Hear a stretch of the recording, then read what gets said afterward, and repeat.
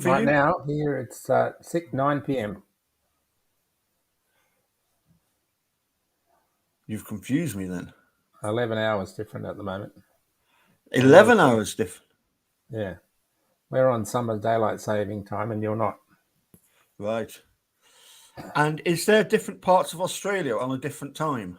Yes, there are. We've got well, kind of like four time zones. We've got Perth, Western Australia, which are normally 2 hours behind me. Yep. Don't bother with daylight saving, so they're 3 hours. hmm South Australia are 1 hour. Yep. Queensland, who are on the same sort of meridian thing, they Yep. don't bother with daylight saving either, so they're 1 hour behind me as well. So Queensland's Right. on the same time as South Australia, even though they're sort of 1,000 kilometres apart. But I So mean, as we all know, the reason why it's called Castlemaine Forex is because Queenslanders couldn't spell beer. that's right, And exactly. even Carl Barron makes fun of his own Yeah. fellow Queenslanders, doesn't he? Speaking of him, I'm going to Yes. see him on the 31st of January Oh, at the brilliant. local theatre we have here, which is really really beautiful thing that's Yeah. been fairly new. So I'm looking forward to seeing him. Yeah. And he's not the same as Charlie Berens, but that it's some of the comedians are great. And who was that Judith versus men that we went Judith to? Lucy. Judith Lucy versus That's right. men. That's right. That was so funny because you'd got the four of us blokes all sat there gone to watch the show. That's right. Imagine if Yeah. we were down the front, we would have been given curry. That's for sure. Oh, God, yes, yeah. Everybody that went off to the loo got got nailed, didn't they? that's right. Talking about shows, back in the during the Edinburgh Festival, Making a Murderer the musical came to Edinburgh. Yes. It was brilliant. It was really Yeah. really good. The reports I'd heard about it were that it was very good. So good on them. I wonder where they take it to from now. They um, they were particularly good. The fellow that actually wrote it actually Hmm. plays the part of Ken Kratz. Oh And God. my God, do they give him a drubbing? By suggesting that he was the one at the school that nobody liked, and he's taken out his anger on from his childhood. Never loved, never liked, no friends. No girlfriend. No, exactly. Yeah. In skirts and red shoes. No, it was really good. I was very pleased that Diane suggested going to the show, and just good to catch up with her. It's just a shame that when we went up there, the dustbin men had gone on strike for 2 weeks, Oh yeah. and the litter was horrendous. Oh God. It was really, really embarrassing. Because people had not sort of thought to, there's nowhere to put your rubbish. Just take it with you. Hmm. Just left it all over the. Oh, it was, but it's all nice and tidy now. So Good to that's know. all sorted. Yep, It's yep. actually that was on towards the end of August, I think. That's Um, right. Yeah, the Edinburgh Festival, it sort of finishes up towards the end of August, and I think they did say where they were going next with it, but yeah, because Stacey and I were in, as you know, because we visited you.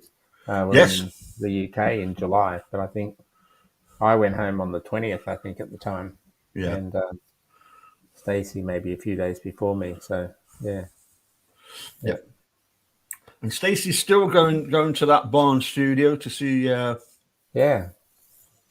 Mark Atkinson. Yes, I actually, I still see visited his stuff. Stacey in November Oh right, in Canada. Yeah, for 3 or 4 days. I was on, on my on way to Wisconsin, so I had a yeah, detour to Denman Island. So Stacey Island, that's right. Stacey's Well, it's kind Island. of interesting. I caught a flight to Vancouver. That's where I got Yeah, off. Then took a little bus ride over to a seaplane terminal Wow. caught a seaplane, a 20-minute seaplane flight over to Vancouver Island, Yeah. which is where Victoria is, the capital. Yes. But the seaplane landed in this little town, and then Stacey came down and got me from there, and then it was about half hour or 40-minute drive back to the ferry that goes over to Denman Island where he lives. Yeah. But of course, that 40-minute drive took a lot longer because we had to stop in a few pubs along the way. Nah. Stacey don't drink. I know, but I do. So, yeah. Good So stuff. anyway, it was very nice to see him. So yeah. And then you carried on to Wisconsin. I did. I was in Wisconsin from about 12 days in total, I think it was. Yeah, I visited Stephen Yeah. 4 times. It's just since COVID, the availability of days to visit prisoners has been dramatically condensed, Yeah. both in the numbers of days and the duration of the visit. Mm-hmm. But I did get to see him 4 times. One of those times included bringing Alan, his dad, down to see him as well, which was nice. Yep. Always good to catch up with Alan. He's a fun character to be around. Oh, certainly is. But how's his hearing? Pardon? How? Yeah, but like Alan, his hearing's not very good, although it's not. He can hear something. So you've got to kind of yell at him in a polite way, of course. Yeah. But he's really good at kind of understanding what you're getting at. Yes. And you kind of develop a communication system that's not always based around your ears. Sure. So it's always fun riding with him because he's talking away and I'm sort of replying, and he's not really hearing what I'm replying while I'm driving, so he just keeps talking, right? So, but he's such a good man. Seriously, such a good man, and so it's always fun to spend time with him. And in fact, when I was there, I would normally go up as well and visit him in Crivets at least one weekend. Yeah. But I didn't go up this time because it was hunting season, right? So, and I figured, that could be a dangerous time to be up there. So yes, everyone, northern Wisconsin in hunting season is not the place for a stray Australian, right? Yes. So, yep. So, but anyway, I did get to see him, so that was the main thing. Yeah. Interestingly enough, a couple of weeks back, I went to one of my boys' clubs meetings in Hoyk. They'd invited Hoyk. Yep, they'd invited me to come and play the organ to do the hymns. Right. And there was a few people from outside of the border province. They were further afield, and there was a fella got up and said, "Is it right if I come and present something?" And he was actually from Wisconsin. Oh, right. I made a point of going across to speak to him. And guess what? As soon as I mentioned Stephen Avery, didn't want to know me. No, that's north. I'm Milwaukee. Nothing to do with that. And that just walked off. Yeah. Oh God. Yeah. Didn't want to discuss it at all. Yeah. I was saying about how I'd been to, to Manitowoc and Two Rivers and the salvage yard, but yeah, he was completely sort of shut us up, I'm not discussing that, So I'm just. One would hope that it's an embarrassment. Yeah, there's a whole bunch of people. I think the great majority of people are familiar with the matter. There's a small group who don't want to know about it because it isn't an embarrassment thing. There's a large group who are supporters of Stephen and Brendan. Mm-hmm. In terms of the justice issues, they don't necessarily know them. They just can see the injustice, put any name there, and they would still support it if it was a similar set of circumstances. And then there's a hardcore group, I'd reckon maybe 20%, who just don't want to know about it and just think they're guilty because they're already convicted. So they don't believe in they don't believe in the concept of wrongfully convicted people. You know, if they were innocent, they wouldn't be in jail. Would be the way they look at life. Yes. So, Yep. Yep. which They is they were sadly guilty naive. back then, therefore they're still guilty. Yeah. You know, Well, and you know yourself. You know, when you talk yes, to people who are guilters, who believe in Stephen and Brendan's guilt, that's fine. I don't have a problem with people who believe in their guilt. My problem is that when you ask them to give me the reasons why you believe they're guilty, they don't have any no, beyond. Oh yeah, the jury found them guilty. So okay. So why are all these people who are in prison getting out? Because after investigations and so on. I mean it's. I often use the term that they're not just guilters, but they're haters. They, we saw that in the Penny Bernstein case. You know, Yeah. I think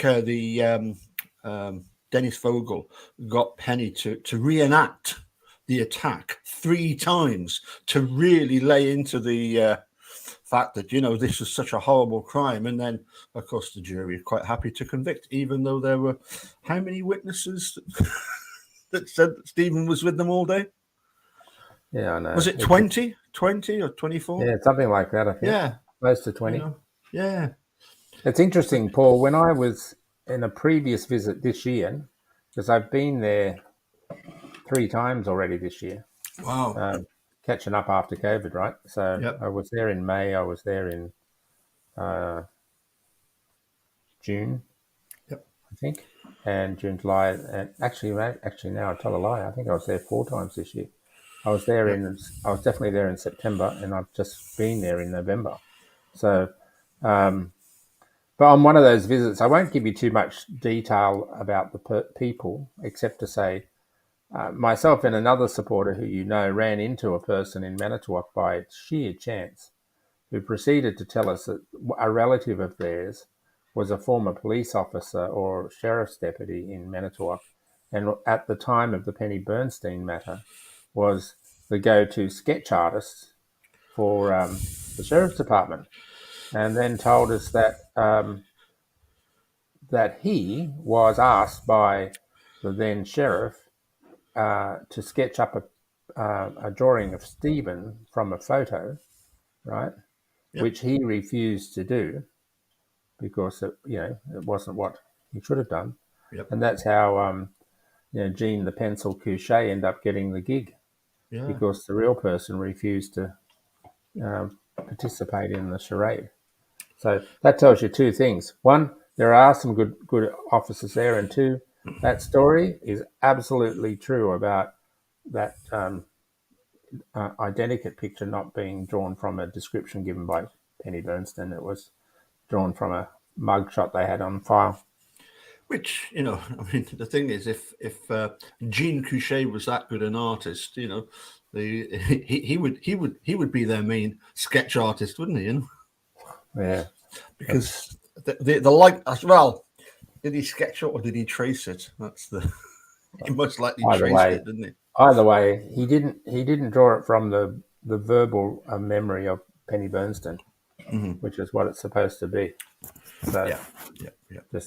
just another episode in the Manitowoc charades, Yep, and that was of course early on in the investigation, and then of course Dennis Vogel comes along, and Dennis Vogel knows perfectly well that it was Gregory Allen. Yeah, of course.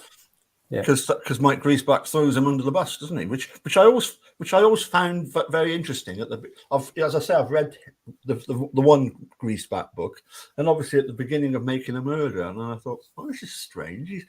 He's almost protesting too much about the guilt of other people. It almost to try and hide the fact that Mike, you and Mark Rohrer, you went up to Peg. Or across to Peg, isn't it, to Madison? You go across to Madison, no, is that right? Down and across, yeah. Down and across, yeah. Okay. Yeah. And you never mentioned anything about Andy Coleman's phone call and his delay in writing the report. Yeah, and Mark Rohrer is, to this day now, he's a judge in the Manitowoc courthouse. Yep. So presiding judge there. along with another guy. Two of them there are. So, but yeah, so it's a game. It's a game they played. They played it back in 1985. They played again in 2005. And the people, Wisconsin's an absolutely beautiful place. Yep. And the good people of Wisconsin need to root out and get rid of this type of behavior. Yeah. Yeah. Absolutely. Absolutely. Just looking to see who's all in the chat here. It's quite interesting. We've got fellow Aussie, Dr. Silkman. We've got Dark Side of the Moon. Oh, yes. Brendan Boswell, Henry. Yeah. Nice to see you guys. See some what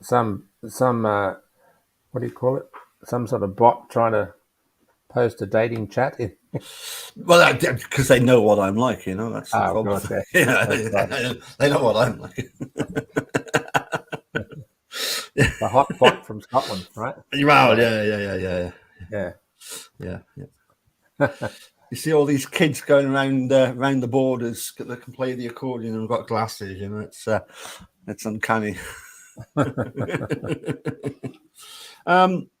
Now, the interesting thing is, of course, that it's 7 years since Making a Murderer first came out. Yes, almost to exactly. I think it was the 15th of December 2015. Yep. Or some date like that anyway. Certainly December 2015. Yep. And obviously we're still waiting for one would hope that in a lot of these cases, as Steve Drizzen said, some of these cases, they do take a long time to unravel. It needs new people to come along with, a new sort of fresh approach to it. But I was particularly pleased that there's been huge movement in the Adnan Syed case. Yes. Have you seen much about that? Yes. Well, he's freed, isn't he? Yes, absolutely. He's been freed. Yeah. So, that's good. Unfortunately, it's not in Wisconsin, but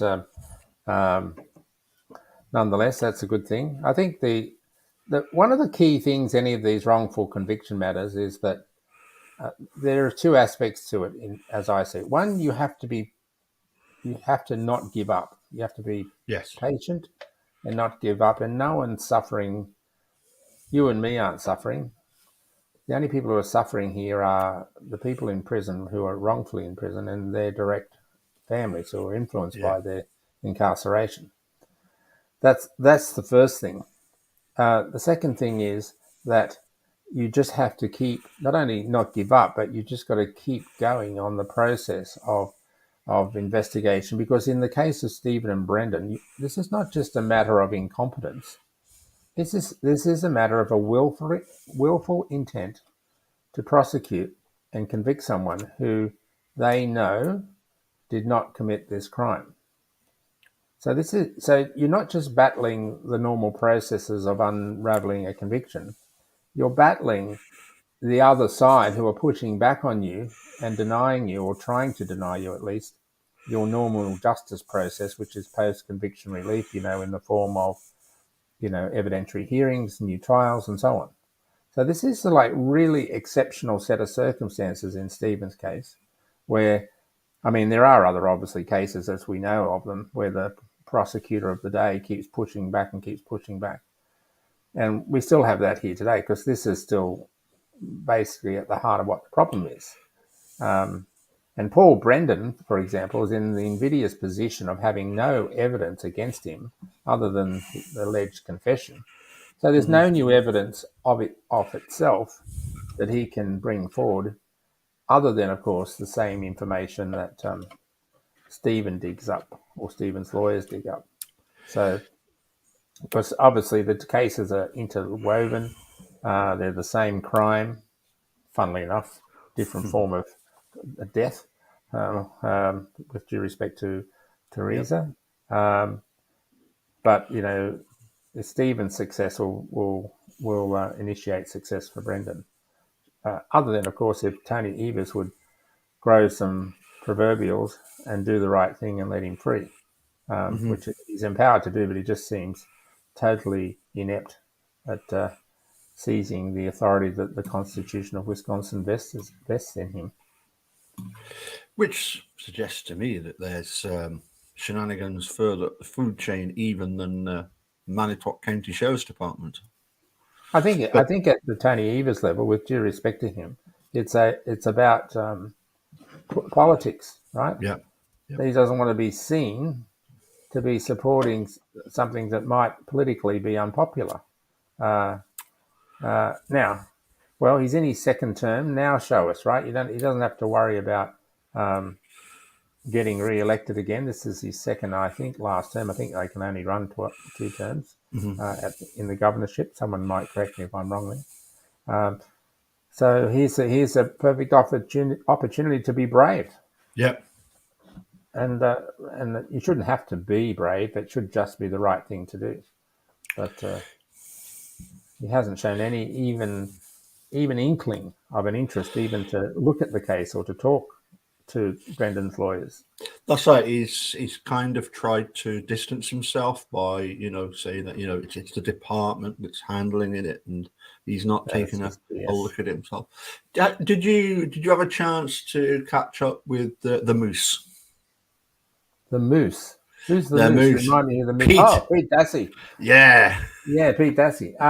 No, I did actually speak to him, but we didn't. I didn't physically catch up with him, unfortunately. I did speak to one of his sons there, the most well-known and vocal Dassey that we all know of. Now busy running a laundromat. I did get to speak to him. Yeah, Brad. Brad. Yeah, and of course Sandra. I see on most occasion, every occasion I'm over there. But I didn't get to speak to Pete. He was a bit otherwise occupied.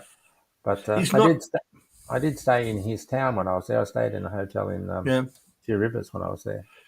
Yep. No, he was complaining about his legs. He got some sort of cellulitis, which looked particularly painful. So we hope that he's soon feeling better, and must try and get back and get a chat with him. The only trouble is that it used to be Sunday nights that we used to chat, and I've been really busy since since my installation. We always have practices. Oh yeah, you're the head committee bar, aren't you? I'm the top wizard. Yep. So yep. Where's your hat? It's funny. Where's your pointed hat and a wand? Well, I don't know. I think somebody might have taken it. I often get this feeling that I'm being watched, but I'm not too sure where from. But I probably could just, for the benefit of whoever is interested, let you know how the visits to Stephen had went. Yes, please. Because as everyone knows, he's now in Fox Lake Correctional Centre, which is really about 15 minutes a little further on from Walpond. So he's not that far from where he was before, but it's a medium security prison. So the whole vibe of it is much different than over at Walpond. Right. Obviously to state the obvious, he's keen to get out and certainly keen to have justice. But if we just set that aside for a second, his general attitude and his general demeanour is good. He's very positive. He looks well. He has this crazy haircut, which we've all seen in various photos. It looks like something out of a William Tell or Robin Hood movie. But he's really good. He's physically well. He's very positive about his success, his likely success. He does have regular discussions with Kathleen Zellner. Mm-hmm. It's always good to see him. He walk away from a meeting with Stephen feeling really inspired that you're in the company of a man who has those sorts of characteristics, despite being locked up now for nearly 35 years, I think. So And I think as well, it's good for him to have a visitor from the other side of the world. Dare I say, very similar age-wise. yeah. Oh, You know, I'm about Stephen's 60. I'm 67. Um, so I'm a bit of an older, perhaps with some degree of mentoring ability for him. So mhm, um, I know he enjoys the visits, and we talk on the phone as well. Of course, it's not yep, just the visits. So, but overall, he's in good spirits. He's very much across his case. He knows what's going on. Um, he'd like it, obviously, because he's the one suffering. He'd like to be out. He's got things he wants to do, but he and us, especially us, need to be patient. There's a process that has to be followed, and it's a process that's being pushed back on by the other side. But having said that, that shouldn't in any way mitigate our enthusiasm for the cause. We should need to keep pushing on and pushing on. To be honest, unless I've missed something, I don't think I've seen yet. Tell me if I'm wrong. That the court has given Kathleen, the normal nod for responding to the state's response. If she has, I haven't seen that. If the court has, I haven't seen that. no. The last thing I seem to remember was she wanted to amend something in her She motion, does, didn't she? yeah. But Yes, normally you have to get a permission for that, yes, and it's generally given unless you're being reckless about it. yes. Um, but I haven't heard any more. But given who the judge is and given the case, that they're not in any hurry to be professional or courteous to do stuff, right? So Yeah, I always found that very strange that when Paul Riley himself was the one that was, remanding stuff back to Judge Angie, it was done in a tone whereby it was clearly hacked off at the, what Angie was doing, and yet when it came to the actual decision by all three of them, it must have been overridden. Was the sense yeah, that I got? It. it And was interesting. If you go back to that appeal judgment, which was when was that, by the way, Paul? Was it? I can't remember now. Was it about over a year about a ago, year wasn't ago, it? yeah, yeah, I Yeah. think so. So it it their arguments rested on a number of things, a lot of which was procedurally based, right? Unfortunately, Well, yeah, but they did leave, as Kathleen herself had said, they did leave a pathway to come back, right? yep, And her latest petition, which is the yes, Sawinski one, um, yep, kind of follows a kind of a roadmap that was set out by the appeal court, yep, and and the state's response to that petition was really, with due respect, I'm obviously going to be biased because I'm Stephen's supporter, but was really pretty pathetic. The state tried to prosecute Stephen again, right, and be the judge and jury.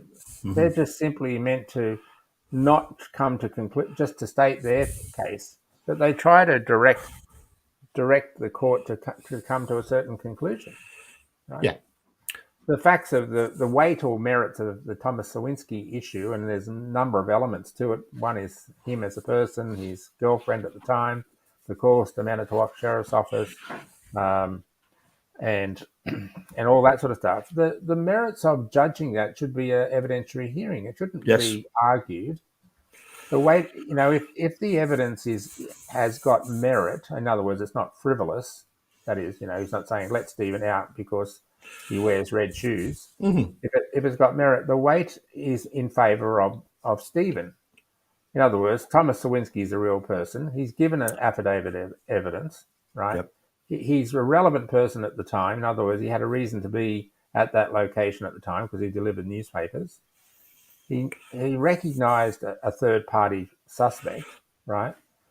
He had a girlfriend who supported his view that he made that phone call.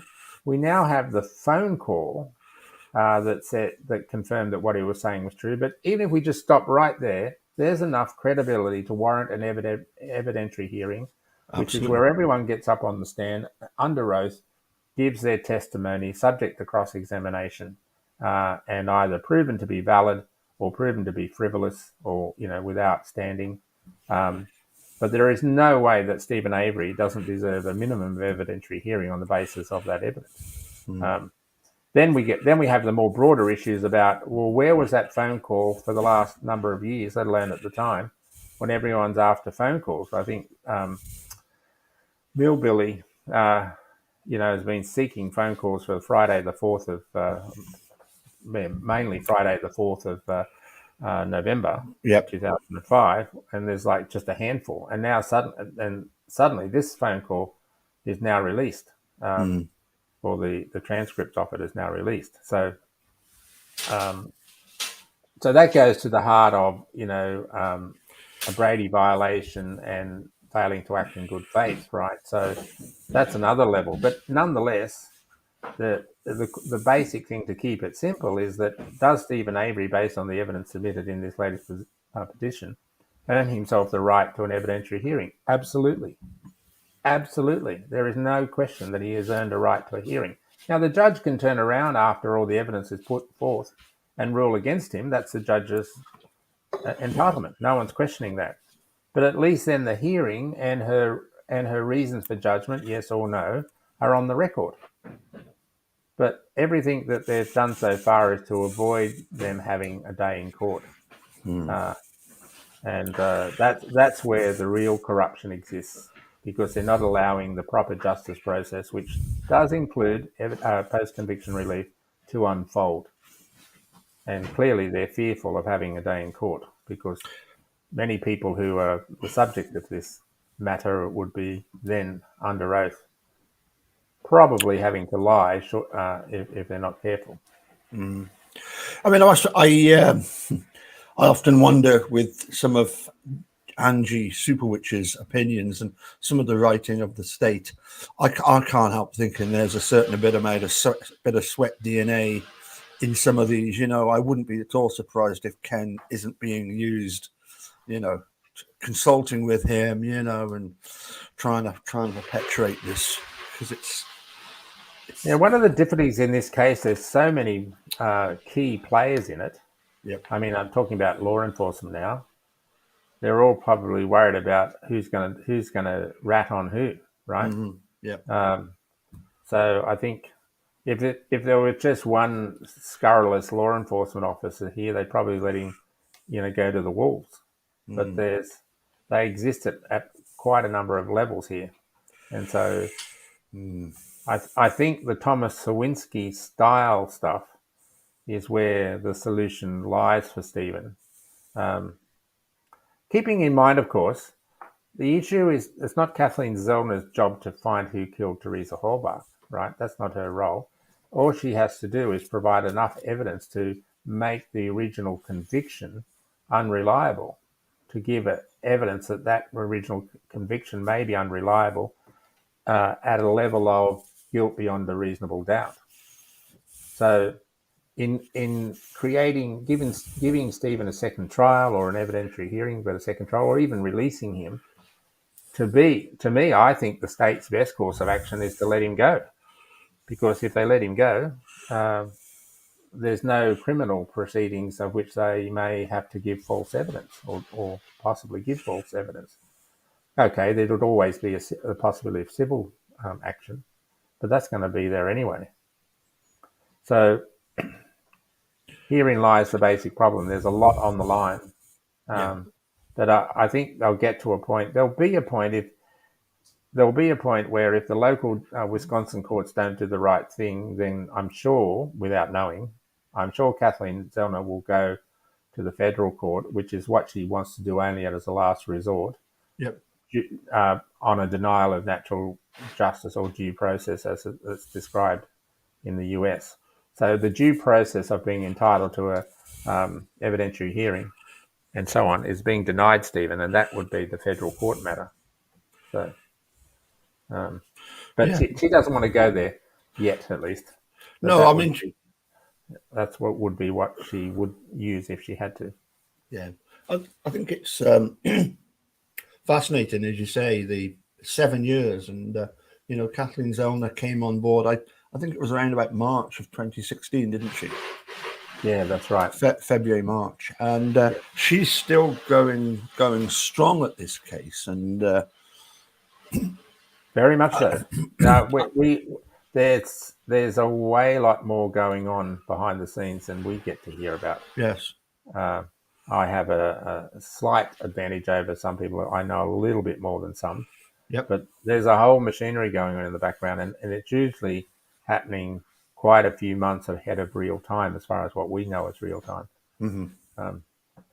Even their investigators work back in, I think it was April sometime, yeah, to interview some third party persons, including Mike Osmondson, right?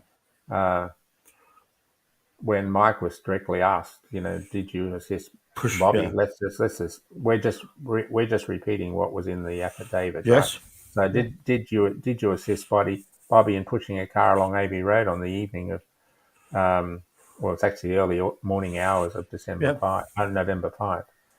His reply was, I don't remember, mm-hmm. right? Yeah. How do you not remember something like that? Well, So that all came out in the petition, of course, yes, yeah, including the access to the phone call, right? yep, Now, none of that makes Bobby guilty or Mike Osmondson a party to it, but they're relevant questions. yes, They're relevant questions that are part of Stephen's entitlement to post-conviction consideration. Doesn't make Bobby guilty or the other Mike Osmondson guilty, but they're relevant questions. And yes. So what we see here is a willful attempt to deny him natural justice through post-conviction relief.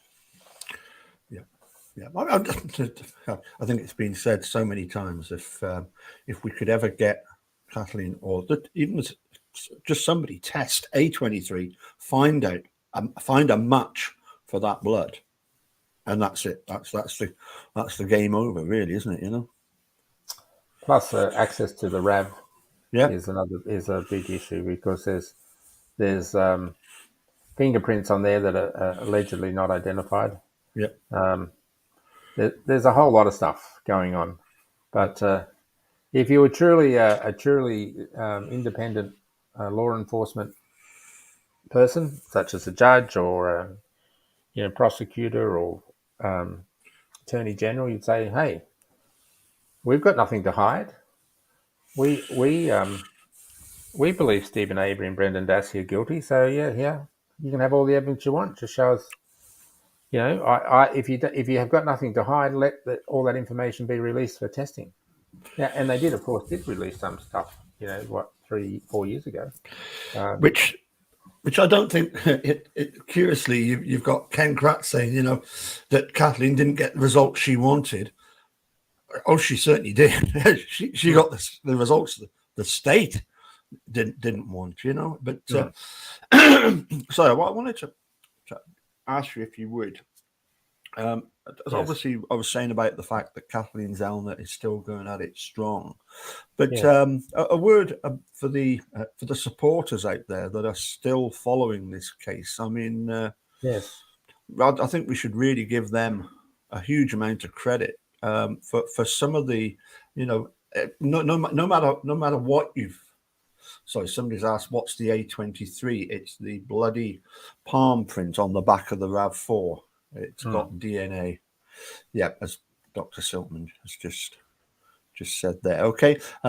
Sorry, you tend to use some of the code that can be confusing at times, but the supporters out there that have some of them have gone way beyond the call of duty, but just being supporters and helping to try and rectify this injustice has been brilliant. Just one moment. I'll just need to speak to my builder. Just one moment. Okay. Well, I'll make some comments to that while you're away. Lovely. So you wander off there. I mean, as far as the supporters are concerned, there's such a wide variety of different supporters, all of which will have the sole focus of returning justice to Teresa and Stephen and Brendan. I know a good number of the supporters, and there's people who are contributing in different ways, and there's no best supporter. We all have a contribution to make. We've also got lives to lead. We wouldn't be putting all this information and effort into assisting Stephen and Brendan if we didn't believe in the truth or the need for the truth.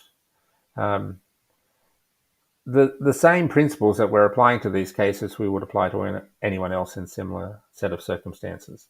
And so this is not about Stephen the man or Brendan the man, even though they're very admirable individuals.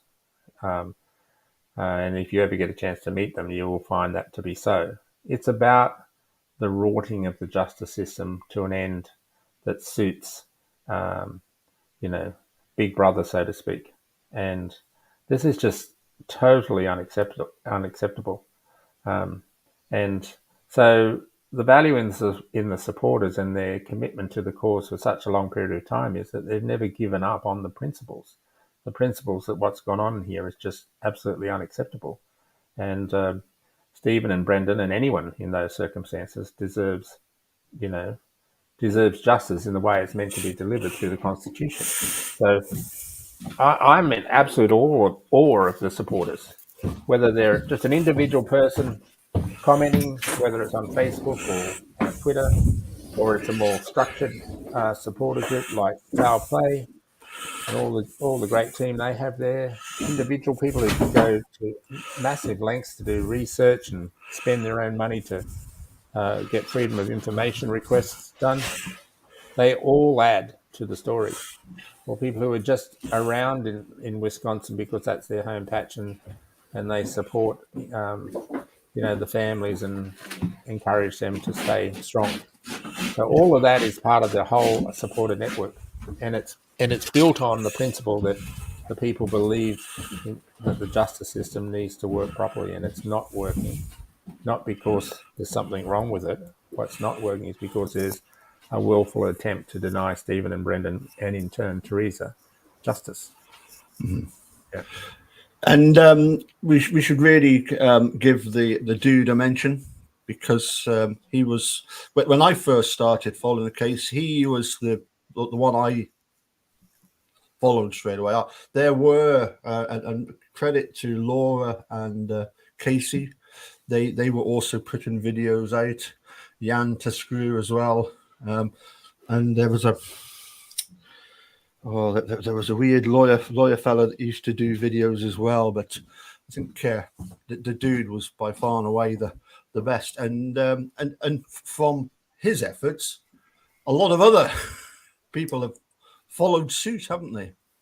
Yeah, I mean, Richard McAdam, who we knew as Eric and yep.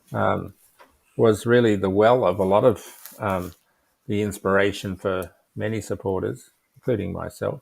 Mm-hmm. I mean, I had an interest in the case before I knew of Richard, but when I started getting involved in, the social media aspects of the case, he was certainly an inspiration. That's how I came to know you, Paul, and most of the other supporters. And, sadly, Richard's not with us now, which is just absolute tragedy. But, he is with us in the sense that, we're all still battling on here. And I notice you've got your Captain Crunch, or which Richard's Captain Crunch, sitting behind you up there on the guitar.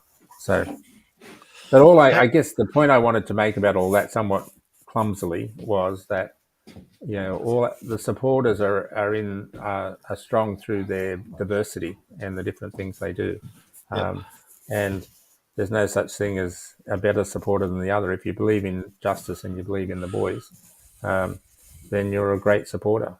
You can.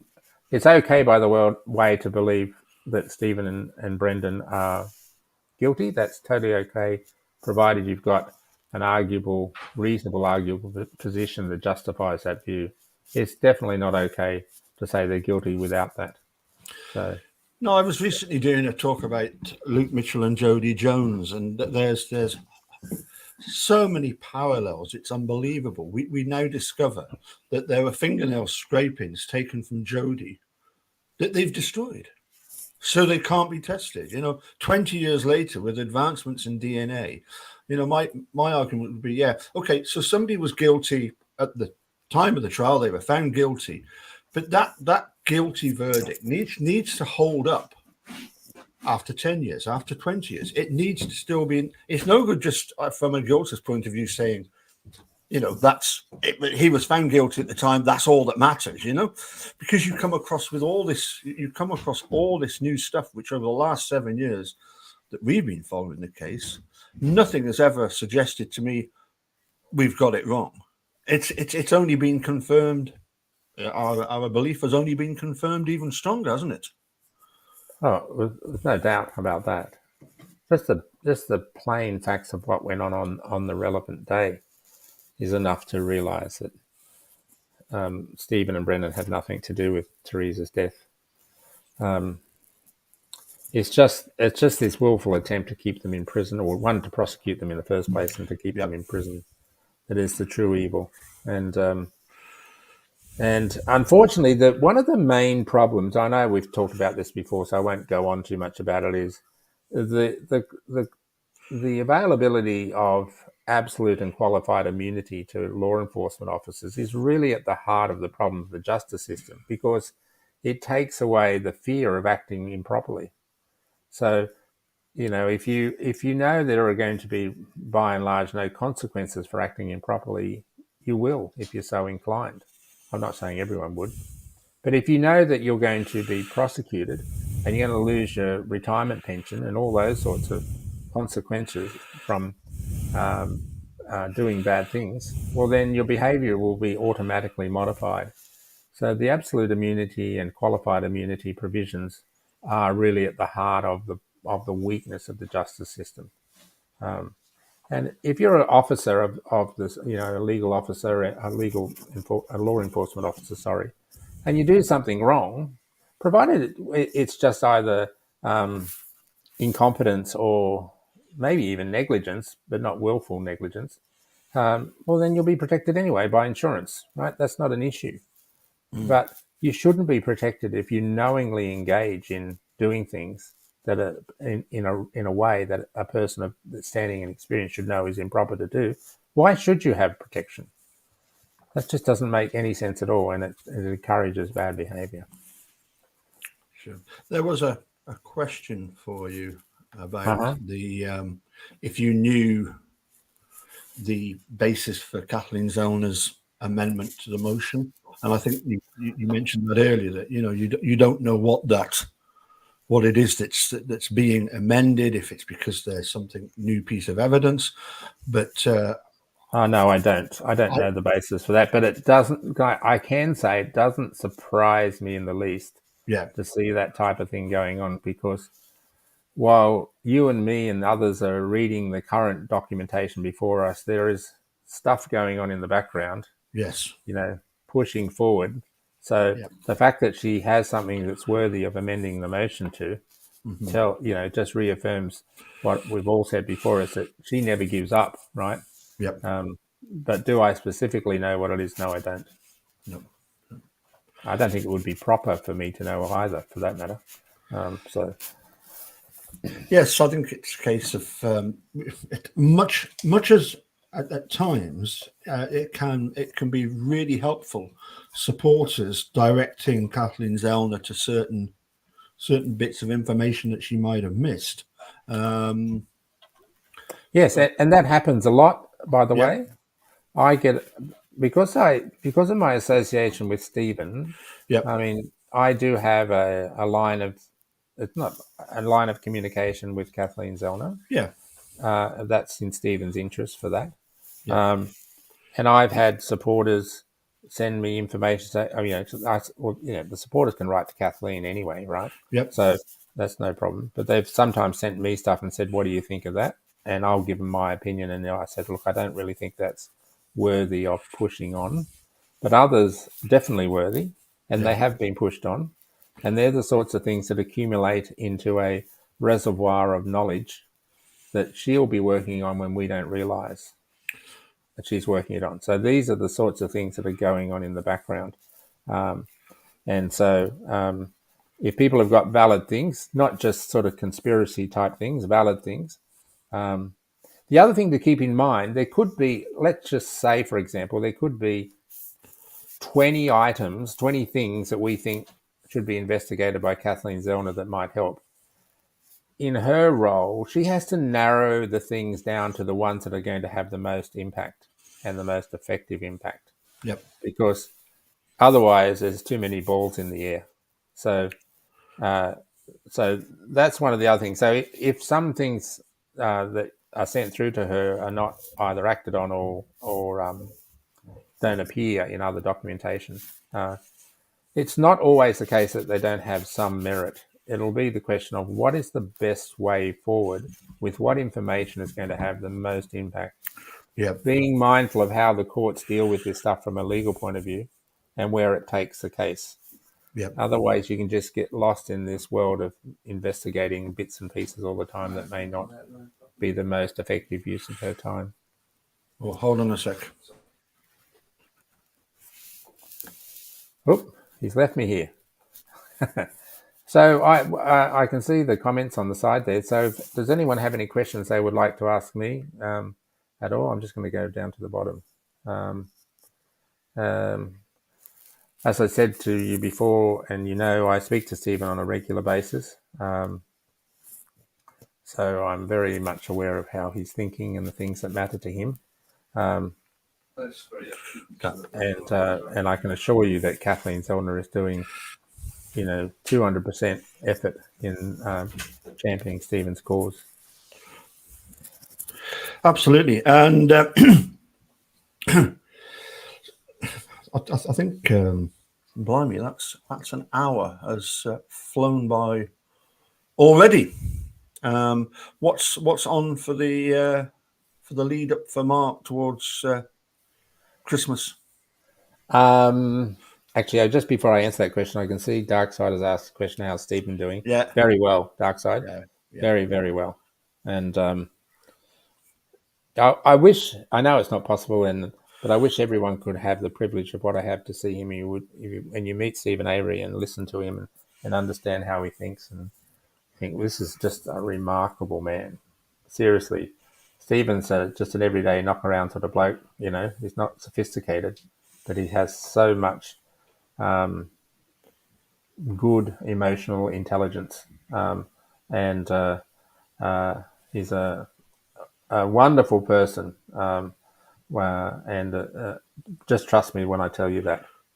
So Paul, to answer your question about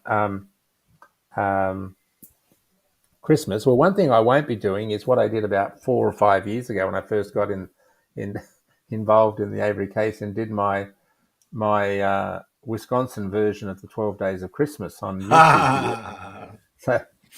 But I'm not really a YouTuber, although I do have a YouTube channel. Not that I only use it as a framework to release some things. I'm not really doing things on a regular basis. So, but if you do happen to have absolutely nothing else to do and go to my YouTube channel and dig somewhere there, I don't know where it is. It's there somewhere. From about 5 years ago, I did the 12 Wisconsin Days of Christmas from this very seat that I'm sitting in right now. Yes. So that won't be happening this year because, gee whiz, that wasn't. When you look back at those things and you think, what was I thinking about when I did that? But more prescriptively, because in Australia it's summer at Christmas time, so the weather's warm and we're a very outdoors sort of nation. So I've just been. I'll just be with family and spending time, a break from work for a while. So it's just, I like Christmas as just to be simple and fun to be around people that you care about and you don't get to see a lot in the normal part of the year. So, yeah, and of course, the cricket's on this. We have cricket. We're playing South Africa at the moment, Paul. Yep. So we just gave the West Indies a hiding. And we beat South Africa in the first test, so we play them on Boxing Day and in Sydney. So you certainly did, and England went to Pakistan and became the first team ever to whitewash Pakistan in Pakistan.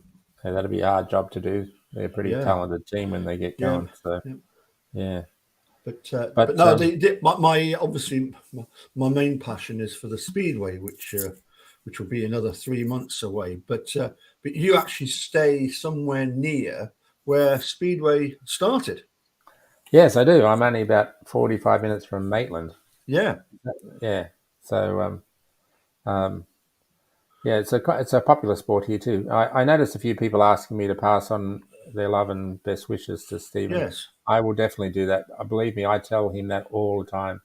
One of the things that's important to understand when you're a supporter is, and you have access to all these sorts of things like we're doing now, and information, and you can look at the documentary, and you can read documents that other supporters write and listen to their videos.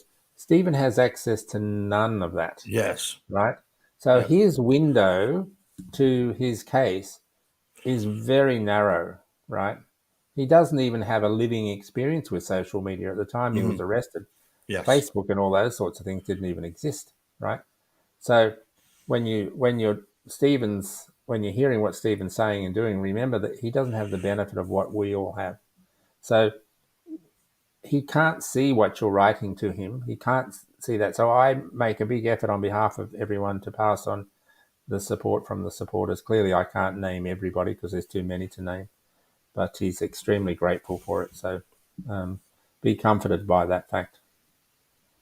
Absolutely. And we'll go into the new year hoping that things will develop, and that Kathleen Zone eventually gets this access to the stuff that she needs to access to, and an evidentiary hearing is one way of, well, the best way of getting that, isn't it?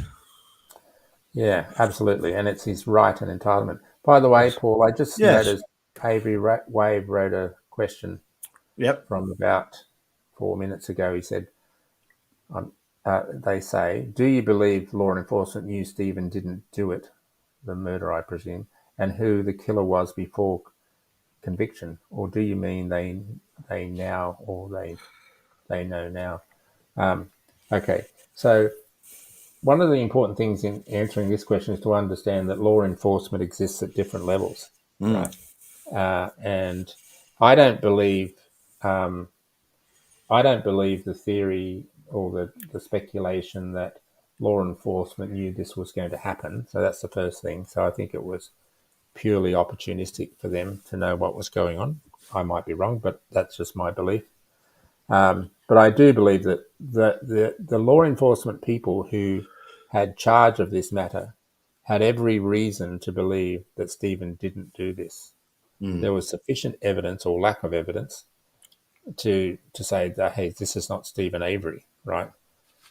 But they were so willfully committed to convicting him or to stopping the $36 million lawsuit that at a certain level, I'm not saying all the law enforcement officers. There's a range of them who are just filtering on the edges, not knowing what's going on. They're just doing a job. But the ones in the inner circle, if I can call them those, I have no doubt they knew Stephen didn't do it, and I think they had a high suspicion of who did do it. Maybe some actually knew who did it, but that wasn't a line or a narrative they wanted to follow. They wanted to create a narrative that went to Stephen Avery. They couldn't they Absolutely. couldn't they couldn't pin it together in the first 4 months with any certainty, and that's when they elicited Brendan to undo to effectively undo Brendan's alibi value to Stephen. So to Avery Wave's question, I do believe that there were some law enforcement knew that Stephen didn't do it, and some knew who the killer was before he went to trial, or the likely killer was. Yep. And I think that's still the case to this day. So, but I Yes. don't think it's all law enforcement. I think it's just an inner circle of them, the ones who are the main players, and we all know the names. I won't bother mentioning them again, but that's my view. Yep. And you don't need a lot to know to make this happen, by the way. So, Exactly. Yeah. No. but the biggest thing that influences me in this matter, we know that Bobby Dassey has been named by Kathleen Zellner continuously in this matter. Now, I have no doubt whatsoever that Bobby didn't tell the truth when he said he saw Teresa's car still at the property when he went to go hunting, right? Yeah. I have no doubt that that's not true. Okay. Does that make Bobby a killer? No, it doesn't. But what it does make him is a person of interest, because why would you not, if you accept what I'm saying is true, why are you telling lies? What are you trying to cover up? Yeah. What's in it for you not to tell the truth? And we Mm. also know from Brian Dassey's affidavit that Brian swore that on an affidavit that Bobby told him that he did see Teresa leave the property. Okay, Mm. so does it make Bobby a killer? No, but it does make him a person who hasn't told the truth. And then it goes to the question of why is he motivated not to tell the truth? There could be a number of reasons for that, not just the issue of whether he was responsible for Teresa's death, because Yep. we haven't seen the evidence of that yet, right? Exactly. But we've certainly seen implications that he wasn't properly investigated, nor were many other people, by the way, not just Bobby. So if you start at that point of, and Bobby being the star witness in Stephen's case, you take Bobby's evidence out of the matter, they can't link Stephen in the way that they tried to this crime. And Brendan's evidence, and if they didn't went and pursued Brendan with this involuntary confession, then there's no case. There never was a case against Stephen, but there's no their narrative falls apart. And the Sawinski issue, which is effectively an issue that, as with Kevin Ramlow's issue, that puts the car, the RAV4, off the property, Mm-hmm. totally unravels the case, because it's the narrative that car never left the property. Mm-hmm. So that's why they're fighting these issues so hard, because in one swoop it can unravel the case just like that. So, but there are questions that need to be answered, and for whatever reason, and it's not for me to totally speculate, but for whatever reason, Bobby hasn't, unlike a lot of people, hasn't been forthcoming in assisting with, explaining his position. And I'm not trying to convict him by suspicion, but all I'm saying is that he has a duty to justice and to his uncle and to his brother to come forward and explain himself. If he's innocent, great. No one wants to convict an innocent person. That's why we're doing this thing, right? So, but he does have a duty to come forward and explain, and his silence or unwillingness to do so doesn't bode well in terms of, removing some suspicion over himself.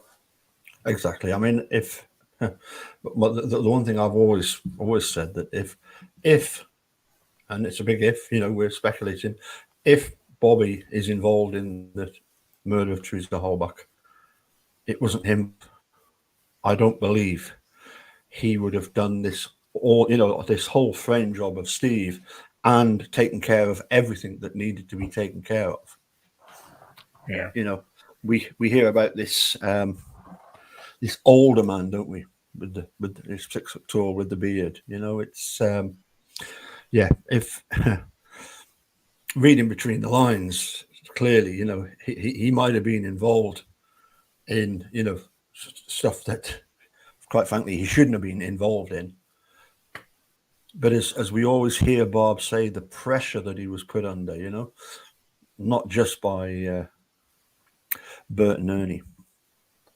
Well, it just boils down to this fact: if he's not involved in Yep. any way, and let's hope he's not, right? For his sake and his family's sake, they had to do it, put up with enough already. But if he's not involved, come forward, talk to Kathleen Zellner.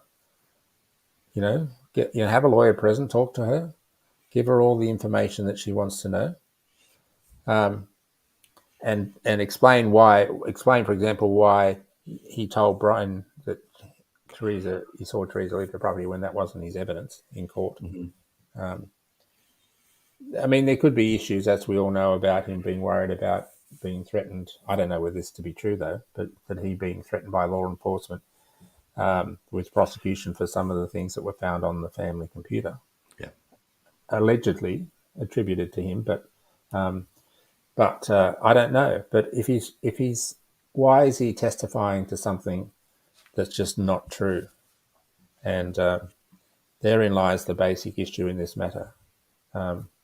And I've seen no. I mean, I know Stephen. I've watched him. I've observed what went on. You know, literally 20 minutes after Bobby had gone hunting, supposedly gone hunting, Dolores Avery, 20 or 30 minutes, is down with Stephen on her golf cart, talking to him, delivering mail, chatting about who knows what, etc., etc. You know, at a time when, according to the prosecution, Stephen's just participating in murdering someone while he's sitting down with his mother talking about the weather. Yeah. Right? It's just fanciful stuff. And, you know, Brendan comes home with Blaine at 3:40 or so on the bus, right? You know, the story about delivering the mails is to Stephen's door and hearing screams and cries for help and Stephen allegedly inviting him in is just BS. The mail had already been picked up by his mother and delivered to Stephen. And Brendan's the sort of character. If he got close to a building where he was hearing screams, you think he's going to knock on the door? He's going to run the other way, right? Yeah. Yeah. So all that's just BS. And someone needs to explain, someone close in the family, and Bobby's one of them, needs to explain why that story is being told. Yeah. You know, that's what he needs. It doesn't make him guilty of killing Teresa. So I'm not saying that. But he certainly has a lot to explain. And that's just part of the problem. There's other issues like that, but all that there's enough reasonable doubt that Stephen should never have been prosecuted, and we know that 7 of the 12 jurors originally said not guilty after all the evidence. Yeah. So how do you turn 7 opinions around when there's no new evidence to add to the story? Well, we know now because I know I've interviewed jurors and they've told me they were under pressure. Yeah. Right. So all that stuff is just part of a set of behaviours that's just unacceptable. It's caused Stephen and Brendan to be in prison. Teresa's without justice, and her family are without justice for her death. I think Teresa's family, with due respect, have also got a lot to answer for about their behaviour, particularly in regard to access to her phone and phone calls. You know, why calls were deleted from her phone. The question that Jerry Buting raised in the trial about access to the phone. And Judge Willis saying to Ken Kratz, does the state know who accessed the phone? And he doesn't give an answer, right? Because an answer is going to incriminate him. Yes is going to go, that's going to incriminate the state. No is going to make him lie, right? Yeah. So he blubbers and goes on, then deflecting, which Ken is good at, deflecting back, saying, well, if it was the argument of the defense that they were going to say that Teresa was still alive, which is not what the question was about, and so on. So all those things, I know I'm trawling over old stuff that everyone already knows about, but it just goes to the lack of true commitment to justice and in this case, a willful attempt to prosecute an innocent man and his nephew. Absolutely. Listen, Mark, it's been great chatting with you. I must Pleasure. crack on though. I've got a gig tonight and I need to get all set up for that, and I've got various other things that I need to do, so I'll let you crack on. What time is it over there with you now then? It's 10:14 p.m. Wow. Friday night. Yep. Friday night. Santa comes to Australia pretty early on. He does indeed. Stops Yes. off in Fiji for a few quiet Fiji bitters. Yeah. Then comes over, drops into New Zealand, then comes over to Australia, a few other islands in between. And so he's pretty pie-eyed by the time he leaves and heads to other places. But not only that, but you also get to celebrate New Year before we do, or as we call it in Scotland, Hogmanay. I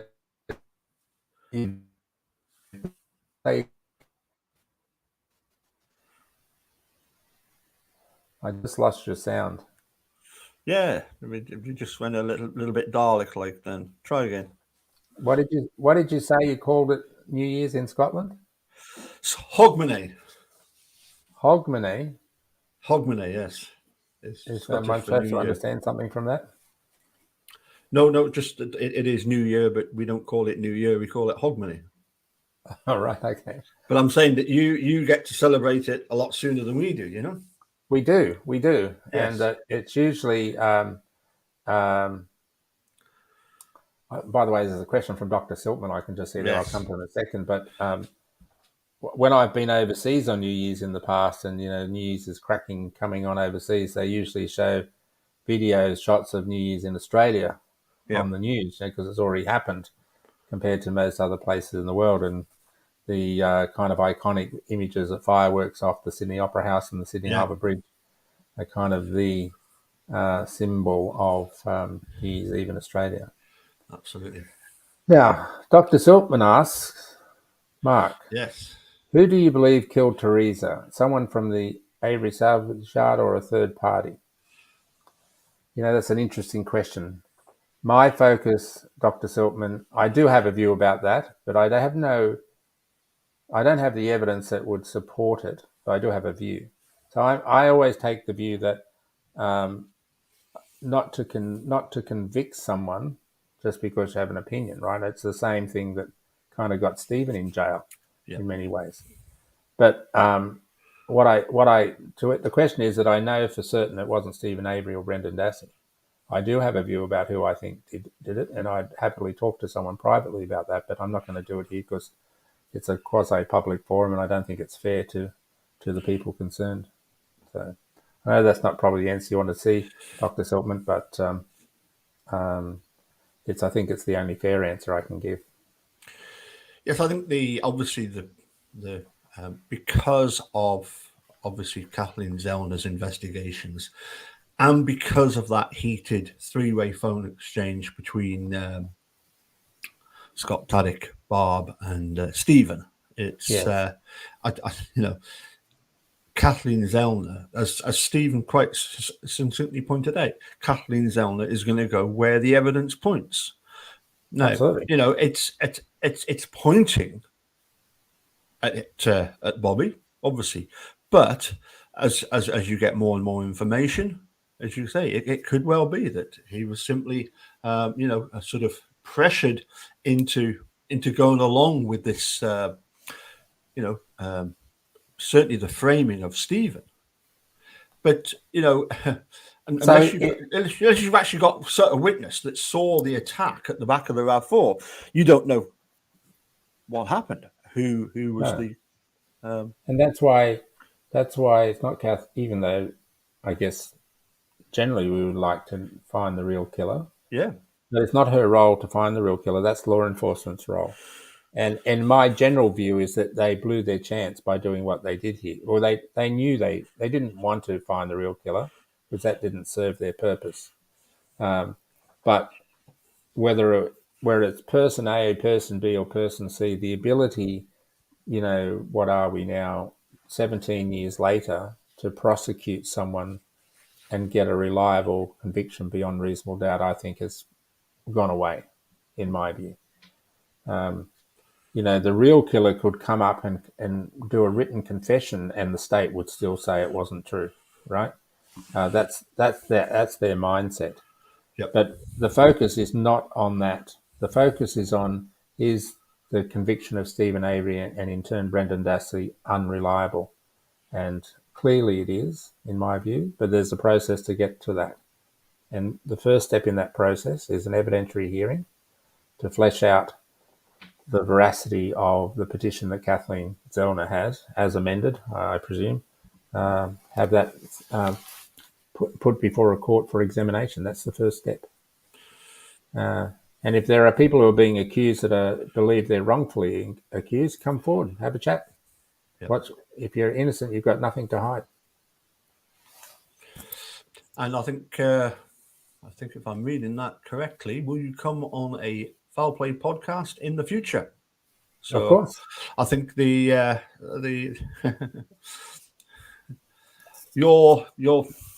I'll get this wrong, but you are New South Wales, Adelaide is Victoria, South Australia. South Australia. Sorry, yes. Yeah, well, Dr. Siltman's in South Australia. Yep. He's the only part of Australia of all the states that didn't have your leftover guys from prison sent to it. They were without convicts in South Australia.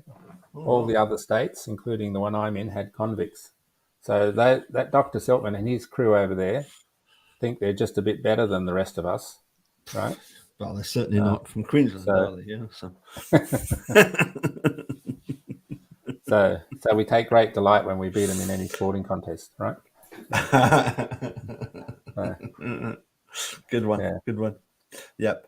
Okay, dokie. I really must crack on. It's been great having a chat with you. And if you could just close by wishing everybody a Merry Christmas, Happy New Year when it comes, and look forward to better news in 23. Yeah, so thanks, Paul. It's been good to speak with you, and thank you to all the supporters who've come on board to listen. Be assured that the fight for Stephen and Brendan has no end date on it, and I do want to wish everyone all the best for Christmas or the holiday season, and all the best for 2023. Stephen absolutely unequivocally knows how much support he has, and he's extremely, extremely grateful for it.